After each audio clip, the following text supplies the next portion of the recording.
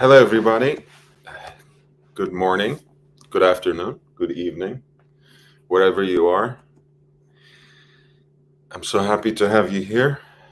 Um, I thought in this episode we take a step back and maybe focus on some practical things. Of course, we will continue to read Pierre Hadot's What is Ancient Philosophy together, which has a very detailed description of philosophy as everyday philosophy as a way of life. But since we promised at the very beginning um, that this is going to be a way of approaching philosophy not as a system, as a kind of lofty discipline, but as a practice for the everyday, as a practice for everyday life, I thought maybe I should focus on some of my favorite thinkers today and share with you a couple of things that they have written down for themselves to basically remind themselves of, to basically solidify the kind of principles they had as human beings. So um, I want to focus on the aspect of everyday philosophy in the form of these principles. And I will share some with you today from two of my favorites, which I hope we'll have a chance to read together, Epictetus and Marcus Aurelius. I want to welcome in the meantime BC and Mr. Skydweller, JB and Aussie Expat. So you have a job. Um, I do, yes. I guess my absence has been felt yesterday. I'm sorry, it was a long and very busy day at work, but we got through it and we are here. I'm sure it was just as difficult and challenging for all of you as well. So Epictetus is one of my favorites because not only does he have very important principles that I find applicable for our time when we're facing challenges of the modern day, but also because he has a life that's very, very inspirational in and of itself. Epictetus was someone who was born into slavery in the century, um, first century AD, somewhere in Asia Minor, let's just quickly say. And we don't actually know his birth name, right? Epictetus is the name he gave himself, and roughly means gained or acquired in Greek. I always like to think he gave himself that name because he became a freedman, because he raised his status by acquiring knowledge, by becoming more educated. Um, and that was the core of his identity, right? Not his size, not his height, not any riches. He lived a very simple life with not many possessions, but his education, his formation uh, as a man, his quest for knowledge, that's what defined him. That's what made him who he is. And he wanted to reflect that in his name. That's what I at least like to think.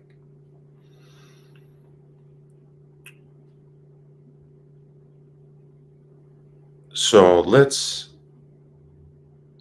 start with something that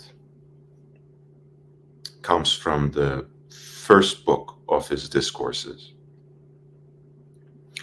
He says, "In a word, neither death, nor exile, nor pain, nor anything of this kind is the real cause of our doing or not doing any action, but our inward opinions and principles." I think this is very reflective of what I was trying to say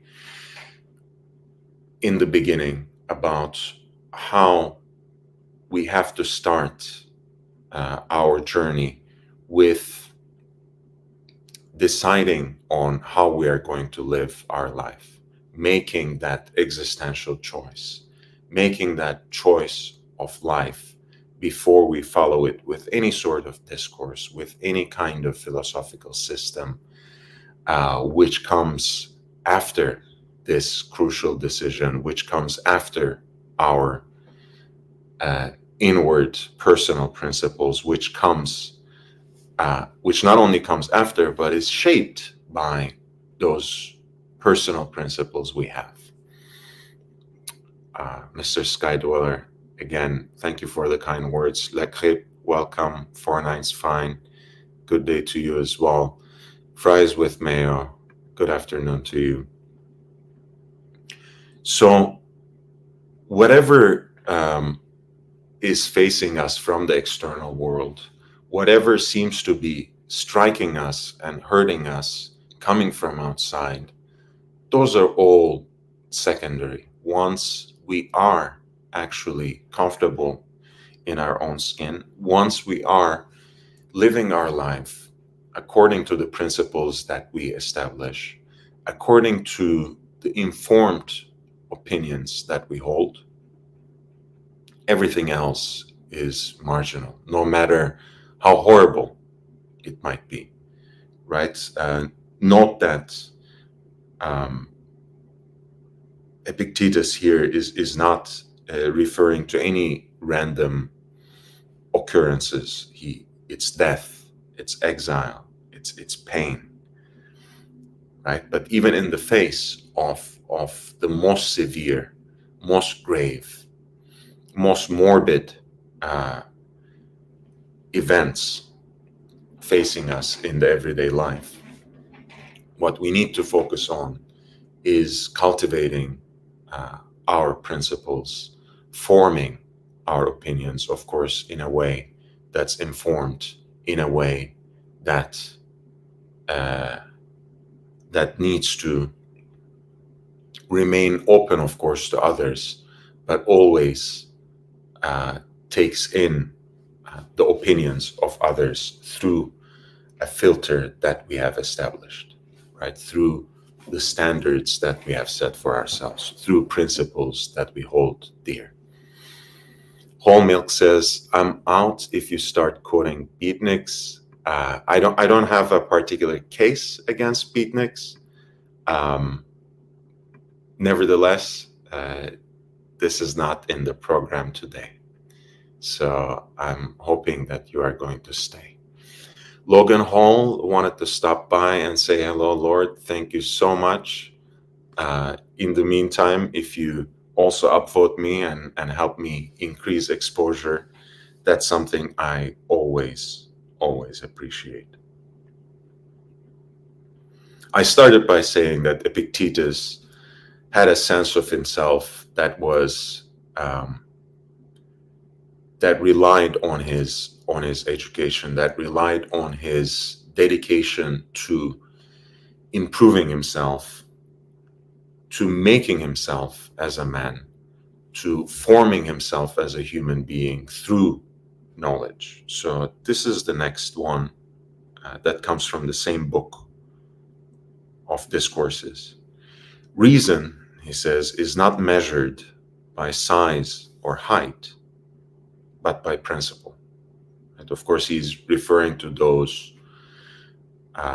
inner opinions and principles that he named in the earlier in the earlier citation, right? So once again, he's asking us to lessen our focus on outer appearances. He's asking us to shift our focus from that world of shine, of glamour, of outer appearances, and focus instead on ourselves.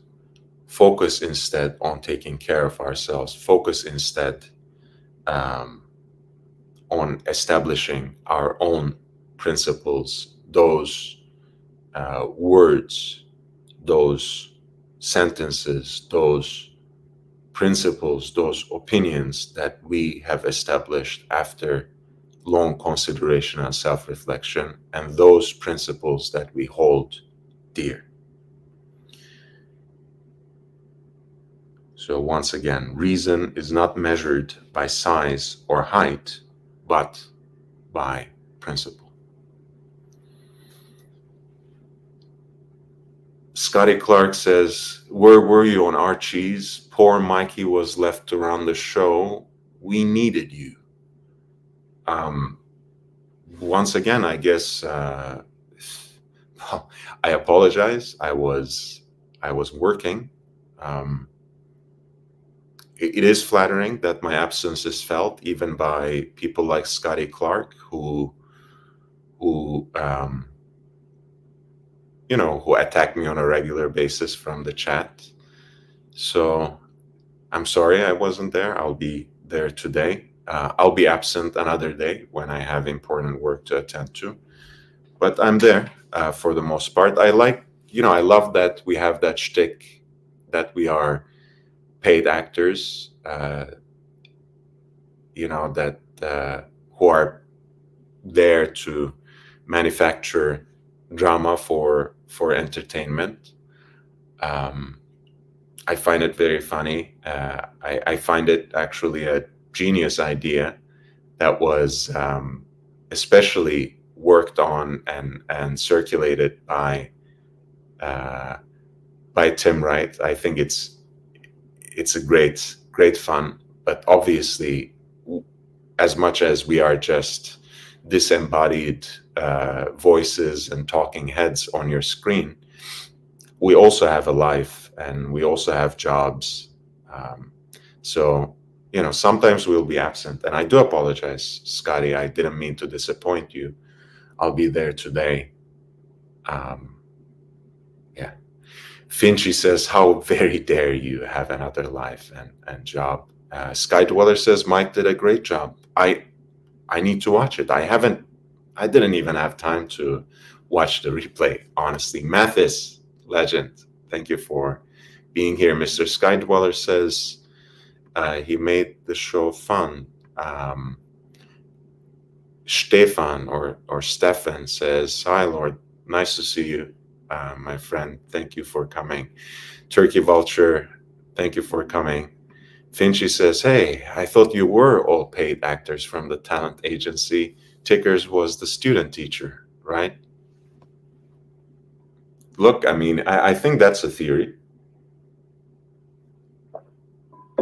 Even my absence makes sense in that scenario, right? Where we're all paid actors and we are all following a script, right? I just was left out of that episode for you to be entertained in some other way and maybe take a break from the kind of pain I might inflict on some of the audience. Scotty Clark says, I'm trolling less now, bud. Okay. It was sad. He got pissed, ripped for 4 hours. I love Mike. I'm really sorry. I will watch the replay and we'll figure it out. But, when I can't be there, I can't be there. So I'm sorry. Well, speaking of which, we were talking about focusing on ourselves, not being distracted. But hey, it happens. And I'm here to interact with you for the most part, but I want to return to, again, sharing some principles from Epictetus, who is one of my favorites. Eventually, probably in the next episode already, we will get back to reading What is Ancient Philosophy by Pierre Hadot together. And I'm gonna then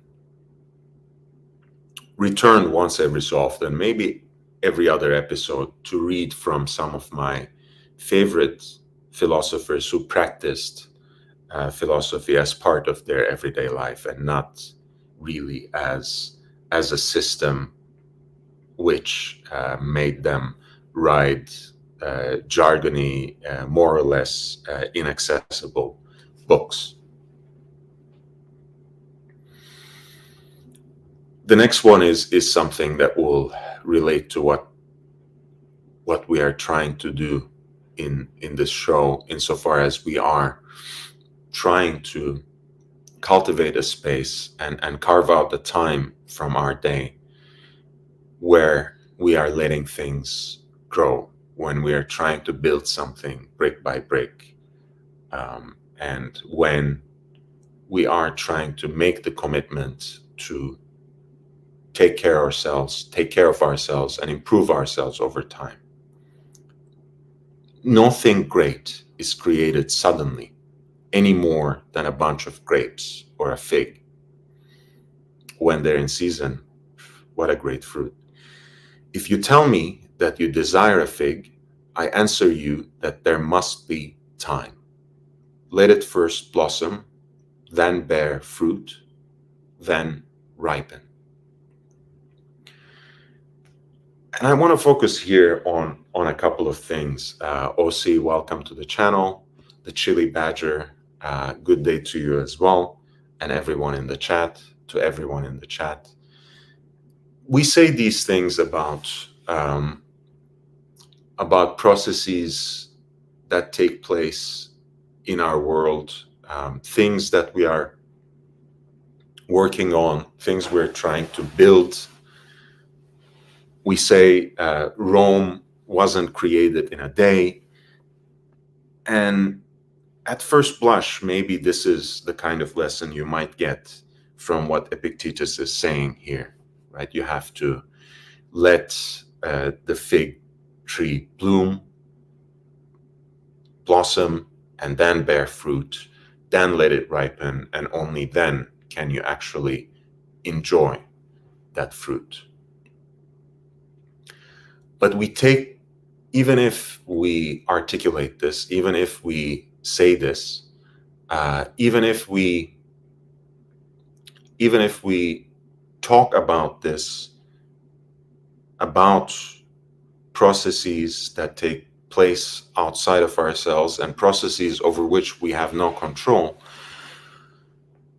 we think less about ourselves in this particular way, right? At the end of the day, we also need time to mature. We also need time to ripen. We also need time to produce, right? If we are trying to affect certain changes in our life,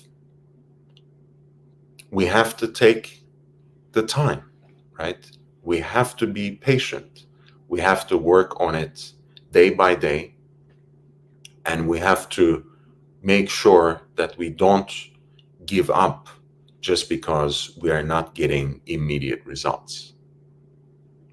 And when we look at that process again that Epictetus was describing, let it first blossom, then bear fruit, then ripen,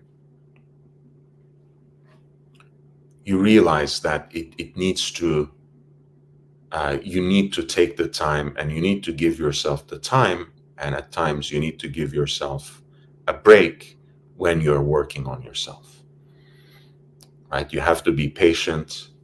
It might take weeks, months, or even years before we reach to that point where we are seeing tangible results, when we are seeing something positive. Green Room is here. Claude C, Good day to both of you. Very nice to see you. NATO, I think historically the fig leaf bears a lot more significance than the fruit. Depends on your perspective. I love the fruit. Amen. Mr. Skydweller says, 49s is giving a lot of love to Green Room and OC and Turkey Vulture. NATO says, Bears, Chile, 49ers. Yes, all of you, it's really lovely to see all of you. The next one is pretty simple, so I will even pass it without comment. It is difficulties that show what men are. All these principles are coming from Epictetus's discourses. The next one refers to his own life story that I very quickly recited at the beginning of the episode, right? How Epictetus was born into slavery and actually gained his freedom, became a freedman by educating himself, by acquiring knowledge, right? Which is reflected in his name, Epictetus, gained or acquired. For on these matters we should not trust the multitude who say that none ought to be educated but the free, but rather to philosophers who say the educated alone are free. Right? For on these matters we should not trust the multitude who say that none ought to be educated but the free. Of course, he's referring to the ancient times where perhaps the right to education was only granted to freedmen. But we live in a time, at least, where we believe in the universal right to education, right? So in this case, we might still perceive that the right to gain more knowledge, that the right to acquire more knowledge, that the right to cultivate yourself, all of this is a luxury that we have. We have jobs, we have work, we have families, that there's just not enough time to read, that there's just not enough time to learn. Nevertheless, Epictetus reminds us, right, that's not a luxury for people who just lounge every day, the whole day. It is something that you need to focus on, because education, because gaining knowledge, because increasing your knowledge of yourself first and foremost is your path to freedom, is it is your quest to knowledge. It is your quest towards self-knowledge that will ultimately make you free. And once again, he was talking about a very specific historical situation. He was, in fact, commenting on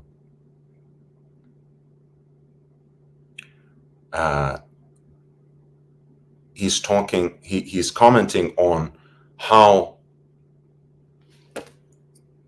he became a free man by educating himself, by acquiring knowledge. But from that, we can draw a principle that is very much applicable to our life today, where we sometimes dismiss the very possibility of learning more, of gaining more knowledge, of reading more in our everyday life, because we simply don't have the time, because we are working, because we have families, because we have so many things to attend to, and then we get lost basically in the push and pull, in the hustle and bustle of everyday life, without paying attention to ourselves. And basically Epictetus is reminding us to turn to ourselves. Nixter L says, wise words, I'm just quoting from someone else, they're not mine. Can you share some wisdom on how to approach a hypocrite who likes to see issues in others but ignores same issues in himself? That could be a future episode. I'm sure you are trying to be actually very smart and try to say something supposedly about me, but I'm a very self-aware person. Once again, when I direct my attention on someone, it is very intentional. It is very carefully thought out, very calculated, planned out. So if you want to identify hypocrites in the community, I think you will have a hard time finding them here. Look, you might not like my principles. You might disagree with my principles. But I think it is already understood by most members of this community that I'm a principled person and I will follow them to the bitter end. But once again, you're always welcome here. I think not being a hypocrite minimally implies that you speak transparently, that you are direct in your address. So if you want to say something to me, by all means, you're on this platform, you're on my platform, and you're more than welcome to address me directly. That will be my advice, actually. If you think you're approaching, since you needed advice to approach a hypocrite, I would approach a hypocrite by saying, hey, why don't you speak transparently? We're both men. We can address each other directly. That helps. Nixter L, can I be honest with you? That's a question you need to ask yourself. Big Mac, so nice to see you. Groundhog Tay, hey man. All is well. We're doing great. I wanna read a couple of things from Marcus Aurelius before I move on, because I'm supposed to end in a couple of minutes.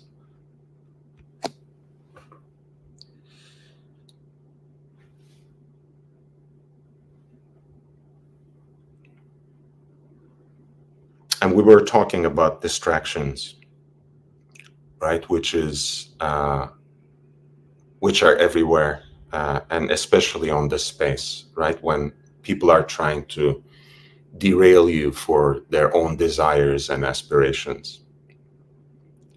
Self-control and resistance to distractions. Optimism in adversity, especially illness. Self-control and resistance to distractions. Optimism in adversity, especially illness.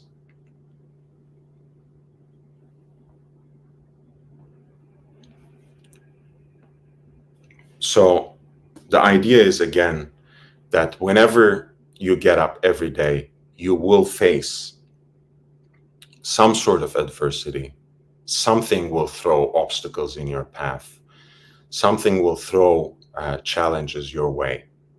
And ultimately, it is important to stay focused. It's important to preserve what some call a tunnel vision, to focus on what are your principles, what are your goals, and what are your opinions, what are your judgments.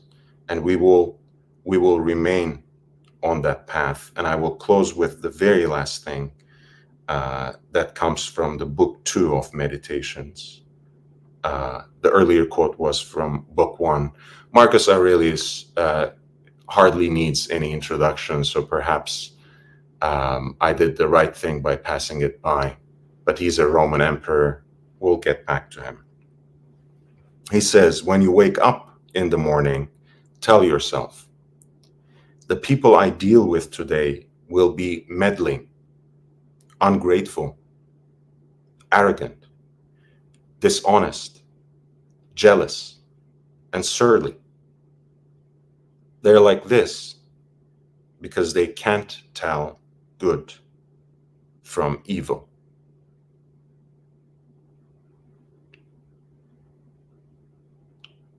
Right? That seems too stark as a translation. So I will try to offer another translation that seems to be slightly more nuanced, right? Rather than making such a stark difference between good and evil, which I actually don't believe. Say to yourself in the early morning, I shall meet today inquisitive, ungrateful, violent, treacherous, envious, uncharitable men. All these things have come upon them through ignorance of real good and ill. All these things have come upon them through ignorance of real good and ill. So that would be the final word I will share with you today. Before you pass judgment on others, at least take the time, at least show the charity to learn more about them, to observe them more carefully, rather than going by some nonsense that has been circulating, in those WhatsApp circles, rather than going by some manufactured drama and targeting other people have of that person. Focus simply on that person and try to learn more about them, and then maybe you would be able to form a positive or negative opinion of them. Let me recognize people in the chat before I close. If you haven't upvoted yet, please do so. And if you want to encourage me in creating more content like this or other watch-related new and original content, consider a PayPal contribution at lordhellespontv@gmail.com. That's my PayPal address, lordhellespontv@gmail.com. I would really appreciate it. Broad Arrow, greetings from Germany. Thank you, my friend. It's lovely to see you here. Groundhog Day says, didn't realize you were so into Stoicism. All the way, all the way. Big Meech is here with us. The original OC, fries with mayo. 495 is quoting actually our resident Stoic, the Pontiff. I'm feeling a bit down today. I don't know what it is. I'm in a foul mood. Whole Milk says, Marcus Aurelius, smart man, raised the total jerk. Yes, maybe that's a lesson in and of itself, Whole Milk, right? When we focus on ourselves, we should always do that in a mindful way, right? Without neglecting those around us. When taking care of ourselves and placing that first, we should think of that as a process of making ourselves available to others, making it possible for us to take care of others. So let's not forget those who are closest to us, who are our friends or our family. Scotty Clark.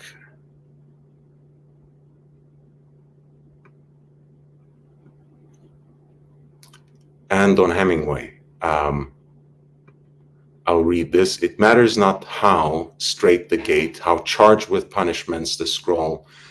I am the master of my fate. I'm the captain of my soul. Beautiful. Eric L. 4 worlds, transition from analog to digital, emboldened people through anonymity, transition from pre-COVID to post-COVID world has tempered people's rage. Stay on point.